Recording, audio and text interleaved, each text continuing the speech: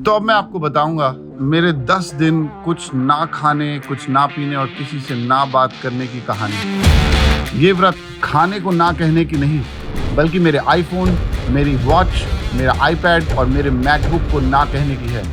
सही सुना आपने, 10 दिन तक इनमें से एक भी चीज को हाथ नहीं लगाया।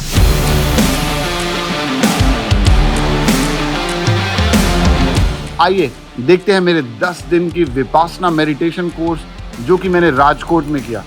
मुझे पूरे 10 दिनों के लिए बिल्कुल नहीं बोलना था और ये कोर्स सबसे ज्यादा मेरे फिजिकल सेंसेशंस को ऑब्जर्व करने के लिए था। इस कोर्स की फीस क्या थी? क्या सच में इन 10 दिनों में मेरी बॉडी रीसेट हो गई? वीडियो के एंड तक बने रहिए ताकि आप सभी क्वेश्चंस का आंसर जान सकते हैं।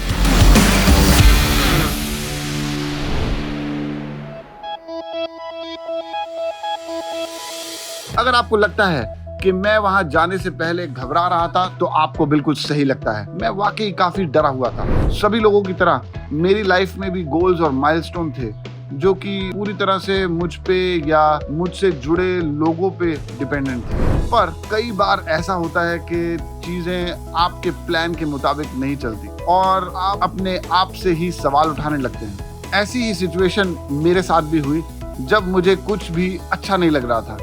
तब मैं अपने रूम में वापस आया होटल में और मैंने सोचा कि क्या किया जाए, कैसे अच्छा लगा जाए। तब मुझे लगा कि मुझे अपने साथ वक्त बिताना पड़ेगा ताकि मुझे क्लैरिटी आ जाए। और इस क्लैरिटी के लिए मैंने देखा कि क्या क्या डिफरेंट जगहों पे ये विपासना का कोर्स अवेलेबल है जहां मैं ये मेडिटेशन कर सकता हूं। मैंने सोचा कि मुझे एक ऐसी जगह पे जाना है जहां पे बहुत ज़्यादा ठंडा भी ना हो, बहुत ज़्यादा गर्मी भी ना हो। ये सर्दी का टाइम था तो मुझे लगा एक ट्रॉपिकल टेम्परेचर वाली जगह चूज करने से बहुत बढ़िया रहेगा।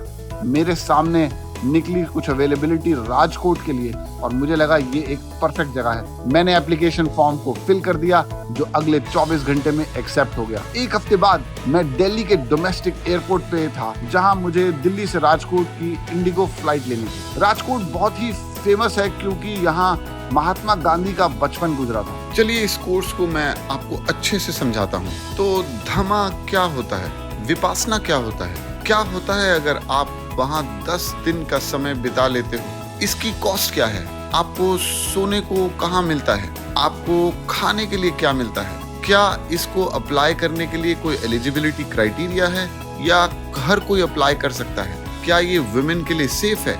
ऐसे हर एक क्वेश्चन का आंसर आपको मिलने वाला है।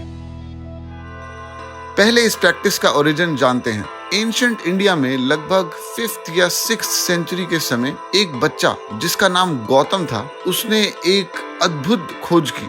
महज 5 साल की उम्र में उसने एक पेड़ के नीचे अपनी ब्रीदिंग पर ध्यान दिया और मेडिटेशन की स्ट्रेटेजी को ऑब्जर्व करा। कहा जाता है कि 35 की उम्र तक आते आते उन्हें सारा ज्ञान प्राप्त हो गया था। फिर उन्होंने अपनी सारी उम्र अपना ज्ञान दूसरे लोगों तक पहुंचाने में बिता दी। 80 साल की उम्र में उनकी डेथ हुई और उनकी आखिरी शब्द आज भी मुझे इमोशनल कर देते हैं। उन्होंने मरने से पहले कहा, हे जग को बनाने वाले, मैं तुम्हें देख लिया है। अब तुम मेरे लिए घर नहीं बना सकते क्योंकि मैं सारी भौतिक चीजें छोड़ चुका हूँ। फिर उनकी डेथ एक पेड़ के नीचे हुई।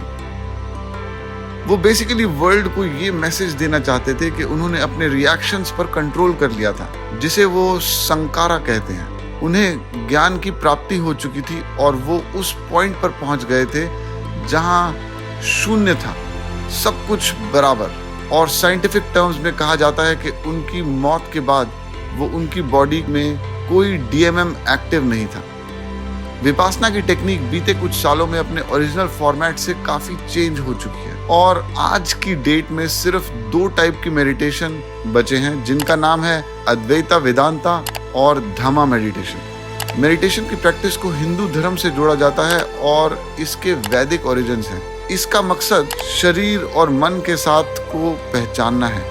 दूसरी ओर धम्मा बौद्ध धर्म की एक शाखा है। तो आइए जानते हैं सब आखिर है क्या। तो पहला सवाल है, विपासना मेडिटेशन क्या है?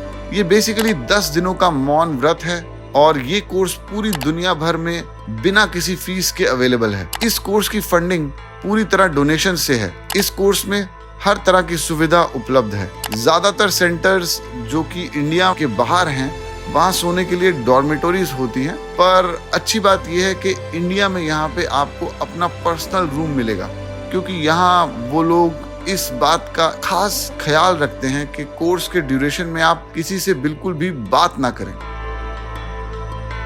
Guys, now I'm ready to go for my meditation trip. So guys, super excited. This is going to be life changing, and I am going to be on a 10 days silence meditation retreat in Rajkot, the place where Gandhi ji had his childhood home.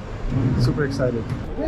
Alright guys, welcome to Rajkot. This is the place where I'm going to be spending 10 days. I'm doing my 10 days Vipassana meditation. तो यहाँ आने के बाद सबसे पहले आपका orientation होगा, जो कि डे 0 पे आपको प्रोग्राम के बारे में सब कुछ बताएंगे। उसके बाद आपको आपकी हट्स दिखाई जाएंगी, जहां आप अगले 10 दिन रुकने वाले हैं। ध्यान रहे, अगले दिन आपको सुबह 4:30 बजे उठना है ग्रुप मेडिटेशन के लिए, जो कि मेडिटेशन हॉल में होगा और लगभग 2 घंटे का होगा। उसके बाद आपको डाइनिंग हॉल जाना होगा ब्रेकफास्ट के लिए। ब्रेकफास्ट के बाद आपको धमा हॉल में ले जाया जाएगा लगभग 8 बजे, जहां अगले 3 घंटे के लिए आपको टेक्निक सिखाई जाएंगी ग्रुप में। ठीक 11:30 बजे आपका लंच टाइम हो जाएगा और इस टाइम आप लोग 2 मील ले चुके होंगे। उसके बाद दिन के 1 बजे तक आप लोग अपने अपने रूम्स में रेस्ट कर सकते हैं। फिर आप मेडिटेशन हॉल में खुद मेडिटेशन करने के लिए जा सकते हैं। तकरीबन 2:30 बजे एक बार फिर से ग्रुप मेडिटेशन होगा। 3:30 से 5 बजे के बीच आप फिर से मेडिटेशन कर सकते हैं। आप लोगों को लग रहा होगा कि मेडिटेशन ही मेडिटेशन है यहाँ पर यकीन मानिए, ये मेडिटेशन आपके इनर हीलिंग के लिए काफी अच्छा साबित होगा। शाम की चाय के बाद हम फिर से डाइनिंग हॉल की बिल्डिंग की तरफ जाएंगे और सारे मेडिटेटर्स फिर से मेडिटेशन हॉल में इकट्ठा होके फाइनल मेडिटेशन के लिए, जो कि शाम के 6 से 7 बजे तक चलेगा। और उसके बाद एक टाइप का सत्संग होगा, जो कि आपके बहुत सारे मन के सवालों का जवाब देगा और लगभग 8:30 बजे ये सेशन खत्म होगा। उसके बाद आपको अगले दिन की इंस्ट्रक्शंस मिलेंगी और 9 बजे तक आप लोग अपने रूम में लौट सकते हैं। 9:30 बजे सभी लाइट्स बंद हो जाती हैं। अब मैं आपको अपना एक्सपीरियंस डे 0 से बताता हूँ। तो आज डे 0 है और कल से सब शुरू होने वाला है। आदमियों के ग्रुप में मेरा 39 नंबर है और मुझे लगता है यहाँ रूम्स, बाथरूम सब ठीक है। ये नया स्केड्यूल, नई जगह, मैं ये तो नहीं कहूँगा कि बहुत आसान था, पर कहना चाहूँगा मुश्किल भी नहीं था। आज पहला दिन है और मैं उठ चुका हूँ। यहाँ सब अच्छा लग रहा है। रात को मौसम थोड़ा ठंडा था, पर सुबह कोल्ड शावर के बाद सब ठीक ही लगा। सच बताऊं तो पहले दिन मुझे ऐसा लग रहा था कि जैसे 10वां दिन बहुत दूर है। मैं थोड़ा एंग्शियस हो गया था। एक दिन में 14 घंटे की मेडिटेशन एक बार आपको डरा देता है, खासकर शुरुआत के दिनों में। मैं बहुत बोर हो चुका था क्योंकि मैं किसी से बात भी नहीं कर सकता था और कोई नए कॉन्टैक्ट्स नहीं बना सकता था, कोई नया कंटेंट के आइडियाज को डिस्कस नहीं कर सकता था। पर मैं डिटरमिन्ड था कि मैं रुकूंगा जरूर एंड तक। Hey guys, so this is the first morning after the first session. I have to say that it was too long, but towards the end I was just getting very anxious. I just finished another session of meditation, so I'm gonna go get me some water.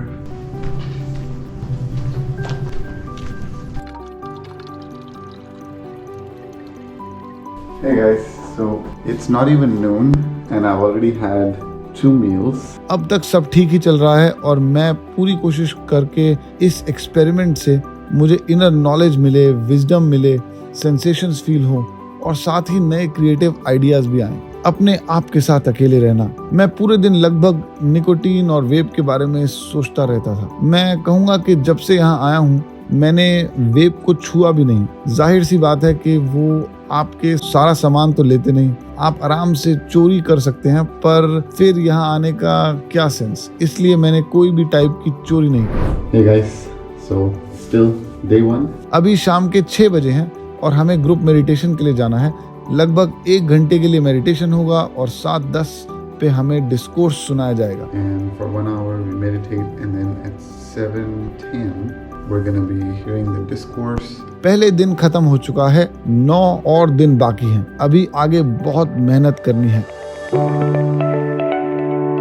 Hey guys, good morning. It's day 2. Good morning दोस्तों, दूसरा दिन शुरू हो चुका है और मैंने भाई जस्ट ब्रेकफास्ट फिनिश किया है। सुबह का टाइम है और मैं बाहर मंत्रों की आवाज सुन सकता हूँ। आज का दिन काफी खास है क्योंकि ऐसा सुनने में आया है कि काफी लोग दूसरे दिन या छठे दिन छोड़ देते हैं। देखते हैं आगे क्या होता है। Hey guys, it's day 2 about 10:30. दूसरे दिन मुझे इंस्ट्रक्टर के घर बुलाया और मुझे अपने सारे कीमती सामान उन्हें देने को बोला गया, जैसे कि पैसे, मेरी जर्नल। तो ये काफी बड़ा बदलाव था। मैं पूरे दिन से मेडिटेशन कर रहा था और बस अब 11 बजे लंच के लिए जाने वाला हूँ। मैं काफी रिलैक्स्ड, काम और पीसफुल महसूस कर रहा हूँ। अब मुझे थोड़ा कॉन्फिडेंस आया है कि मैं ये कर सकता हूँ एंड आई एम श्योर ये हर दिन बेहतर महसूस होगा। So I'll keep you guys posted. And this sound that you see in the background is the sound of the bell. इस घंटी की आवाज सुनकर आपको डाइनिंग हॉल की ओर जाना होता है, जहां आपको तरह तरह के इंडियन फूड मिलेंगे। जाहिर है सब कुछ वेजिटेरियन ही मिलेगा क्योंकि यहाँ आने से पहले आपको कसम खानी होती है कि आप किसी को भी मार नहीं सकते। यदि मार नहीं सकते तो किसी भी जानवर को कैसे मार के खाओगे। मैं इस टाइप की और 5 कस्में दी जाती हैं आपको, जैसे झूठ नहीं बोलना, कुछ चोरी नहीं करना, आपको फोर्स सेक्स नहीं करना और सबसे आखिरी वाली जो कि सबसे मुश्किल है, आप अल्कोहल और किसी भी टाइप का नशा नहीं कर सकते। ये सब मैं पीछे छोड़ के आया हूँ। आप देख सकते हैं कि ये धमा हॉल है और वहाँ मिनी धमा हॉल है। मिनी धमा हॉल में इंग्लिश डिस्कोर्स होता है शाम में, जहाँ सिर्फ इंग्लिश बोलने वाले लोग होते हैं, और आखिरी में है धमा हॉल जहाँ पर मेडिटेशन होता है। दिन में 3 बार, सबसे पहले 8 बजे, फिर दिन में 2:30 बजे और सबसे आखिरी में शाम के 6 से 7 बजे।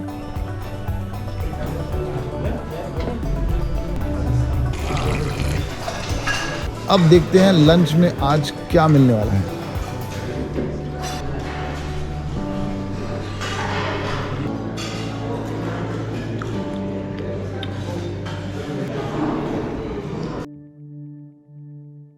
आज मैंने अपना ब्रेकफास्ट मिस कर दिया, जो कि बहुत ही अच्छा था और मैं बहुत पछता रहा हूँ। On day 3, I actually ended up skipping breakfast, which was pretty bad. I kept craving it later on, and I don't think that was a good idea. Day 4 काफी इंटरेस्टिंग था क्योंकि आज हमने वास्तव में विपासना टेक्निक सीखी। इस टेक्निक में आप अपने बॉडी के हर पॉसिबल सेंसेशन को ऑब्जर्व कर सकते हो। 3rd डे मैंने ब्रेकफास्ट स्किप किया और 4th डे लंच स्किप किया। जब 4th डे लंच स्किप किया तब पूरे टाइम मेडिटेशन में खाने के बारे में ही सोचता रहा। यकीन मानिए, शाम को स्नैक्स के टाइम में सब कुछ खा जाना चाहता था, एक गाय की तरह। डे 5 पिछले दिन से भी अच्छा था। डे 5 पे मैंने दीवारों पे लिखना शुरू कर दिया और मुझे बताया गया कि मुझे अपने बॉडी के सेंसेशंस की तरफ रिएक्ट करना बंद करना होगा और सिर्फ उन्हें ऑब्जर्व करना होगा। मैं कहूँगा कि ये नेक्स्ट लेवल एक्सपीरियंस था। मेरे अंदर वेब की बहुत तलब थी अभी भी, और उसे छोड़ के मुझे काफी अच्छा लग रहा था। 6th डे मैंने सोचा चलो आज ब्रेकफास्ट छोड़ देते हैं, बट आखिर में मैंने ब्रेकफास्ट कर ही लिया। 6th डे मुझे एक चब्बी बंदा दिखा। ऐसा लग रहा था कि वो जैसे किसी अच्छी फैमिली से है। वो कोर्स छोड़कर जा रहा था। डे 6 पर भी बहुत लोग छोड़ के चले जाते हैं, बट इस फैक्ट से मैं डिमोटिवेट होने के बजाय और मोटिवेट हुआ और मैंने डिसाइड किया कि मैं वहाँ कोर्स पूरा करके ही जाऊँगा। आज डे 8 है और मैं अपने मंजिल की काफ़ी करीब आ चुका हूँ। मैं कहूँगा कि मुझे अंदर से काफ़ी अच्छा लग रहा था। सुबह सुबह मुझे थोड़ा सा सर में दर्द महसूस हुआ और ये सर दर्द कभी हो रहा था और कभी जा रहा था।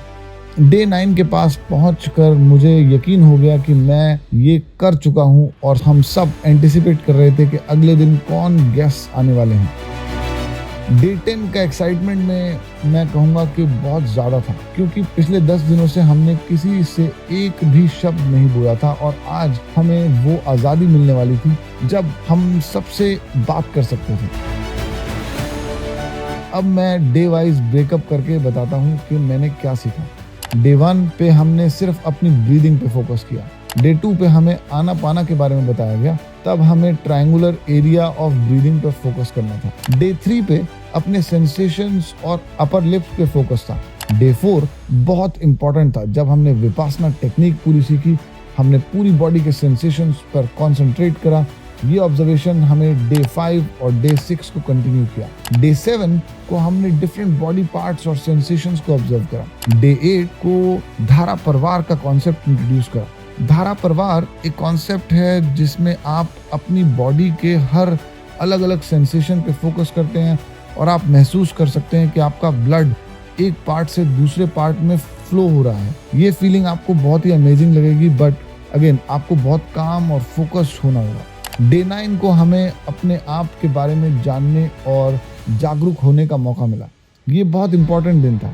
इस दिन आप वास्तव में अपने आप से मिल सकते हैं। डे 10 को हमें अपने बॉडी पार्ट्स के अंदर झांकने को कहा गया और उसके पीछे के साइंस को समझने को कहा गया। हमें एक तरीके से अपने बॉडी के हर हिस्से का मन से पोस्टमार्टम करना था और उसके सेंसेशंस को समझना था। इस कोर्स की साइंस को आप तब अच्छे से समझ सकते हैं जब आप खुद एक्सपीरियंस करेंगे और एक अलग लेवल की हैप्पीनेस महसूस करेंगे। आपको यहाँ एग्जैक्टली वो एक्सपीरियंस होगा जो कि आपको एक अच्छे थेरेपिस्ट से मिलकर होता है। आपको ये खुद एक्सपीरियंस करना होगा बिना अपना माइंड डाइवर्ट करे, और बुद्धा ने भी यही कहा है। मैं थोड़ा ऑनेस्ट होकर आपको वो बातें भी बताना चाहता हूँ जो कि मुझे इस कोर्स की पसंद नहीं आई। नंबर 1, वो लोग आपके पुनर्जन्म का पूरे रूप से दावा करते हैं। मैं इसमें थोड़ा कम यकीन करता हूँ। हो सकता है कि आप करते हो, इट्स कम्प्लीटली पर्सनल। दूसरी चीज जो मुझे पसंद नहीं आई वो थी कि इस मंत्र को बोलना जिनका हमें मतलब भी नहीं पता है। तीसरी चीज, बहुत ज्यादा टाइम वेस्ट किया गया मीनिंगलेस एग्जाम्पल्स बता के, जो कि सदियों पुराने हैं और 2023 में बिल्कुल मायने नहीं रखते। बट काफी चीजें मुझे इस कोर्स की बहुत पसंद भी आई। ये कोर्स उन लोगों के लिए वाकई बहुत ही अच्छा है जो अपनी लाइफ में कुछ टाइम के लिए एक ब्रेक चाहते हैं। इसमें कोई शक नहीं कि ये कोर्स बहुत ही अफोर्डेबल है।